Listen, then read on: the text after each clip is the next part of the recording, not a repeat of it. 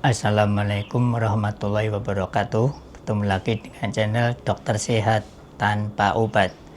Kali ini kita akan membahas masalah nyeri ulu hati. Seringkali kita menyepelekan atau meremehkan yang namanya nyeri ulu hati. Kadang-kadang keluhannya bisa berupa mual, muntah, perih, dan kembung. Dikiranya semua itu sakit mah biasa, padahal yang namanya nyeri di situ itu bukan hanya lambung. Di situ ada yang namanya jantung, empedu, dan ginjal. Nah, sekarang kita mengenal apakah itu penyakitnya hanya lambung atau yang lain. Kalau penyakit lambung itu fokusnya nyerinya hanya di ulu hati, tidak kemana-mana, jadi cukup di ulu hati. Kadang-kadang rasanya bisa perih, sakit, kembung, dan mual. Kalau lapar perih, kalau dikasih makan mual. Nah, itu biasanya namanya MAH atau gastritis atau asam lambungnya naik.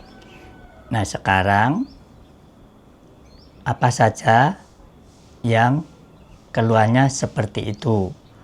Ya, yang paling sering itu kita nggak sadar, itu ginjal kita mulai ada gejala sakit. Bagaimana membedakan antara penyakit lambung sama penyakit ginjal? Keluhannya sama tadi, di ulu hati, mual. Kadang-kadang bisa geser ke kanan dikit atau ke kiri sedikit. Nah, cara membedakannya gampang. Kita cukup aja kita ketuk-ketuk ginjal kanan atau kiri. Kita ketuk-ketuk. Kiri kita ketuk-ketuk. Nah, kalau ini sakit, berarti itu ada penyakit gangguan gejala penyakit ginjal, bukan penyakit lambung. Saya ulangi lagi ya. Kalau kita nyerinya seperti sakit mah, tapi kita ketuk-ketuk ginjal kanan sama ginjal kiri terasa sakit, berarti itu ada gejala penyakit ginjal.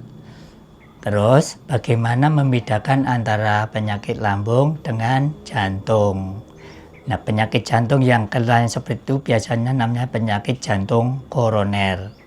Kalau penyakit jantung koroner itu biasanya keluhannya tidak hanya di ulu hati, tapi bisa sampai ke dada kiri atau nyeri dada. Nyeri dadanya tidak terus, tapi kadang-kadang. Nah, untuk membedakan lambung dengan jantung koroner itu letaknya jantung di bawah susu kiri. Kita tepuk-tepuk aja di daerah jantung itu. Kalau kita tepuk-tepuk, kita terasa nyaman, terasa enak di ulu hati atau dada, berarti itu jantung koroner, bukan penyakit lambung. Kemudian untuk membedakan antara penyakit lambung dan empedu bagaimana? Kalau empedu itu biasanya sakitnya di ulu hati tembus sampai ke belakang punggung. Nah, untuk memastikan itu empedu atau lambung, kita tepuk-tepuk daerah punggung. Tepuk sini, diketuk-ketuk.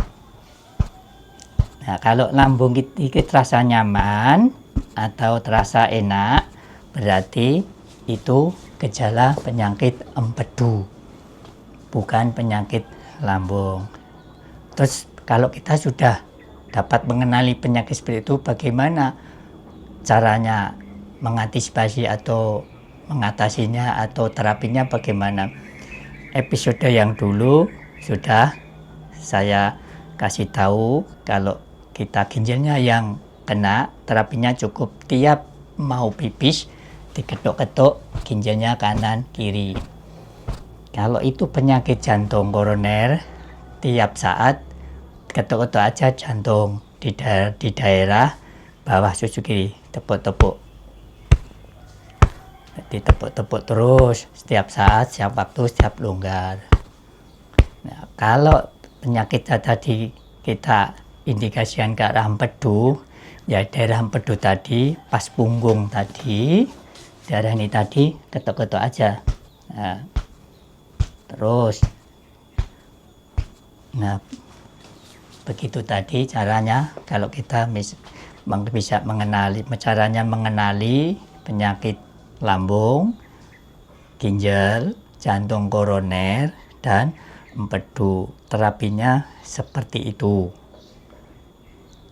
Jangan takut, sakit itu harus tahu. Kalau kita tidak tahu, akhirnya tahu-tahu penyakit itu akan menjadi parah. Lebih dini mengenali lebih bagus, mencegah lebih bagus. Begitu tadi cara mengenali dan terapinya penyakit lambung, empedu, jantung koroner, dan ginjal. Kemudian saya lanjutkan, kalau tadi penyakitnya betul mah atau gastritis, apa pantangannya? Pantangannya 1, teh, kopi, santan, pedas. Ingat, pedas bukan hanya cabai, brambang, jahe, kencur, merica, cabai, itu pedas. 3, makanan yang terbuat dari ketan atau tape. 4, buah yang aman untuk penyakit lambung atau gastritis hanya 3, buah pir, melon, dan bengkoang. Buah lainnya bisa berisiko kambuh mahnya. Terus ada pertanyaan, kalau begitu orang punya sakit mah tidak boleh makan pedas? Boleh. Caranya gampang, setiap kali kita habis makan pedas, kita lanjut minum air putih agak panas. Nah, insya Allah nanti lambung akan menjadi tawar. Bolehkah tidak boleh minum kopi atau teh? Boleh, tapi jangan dalam keadaan perut kosong. Boleh minum teh atau kopi setelah makan. Begitu tipsnya supaya kita bisa menjaga lambung, jantung, ginjal, dan empedu kita dari awal selalu sehat dan aman. Begitulah keterangan dokter kesehatan Pak Obat. Selamat bertemu kembali dengan topik selanjutnya. Assalamualaikum warahmatullahi wabarakatuh.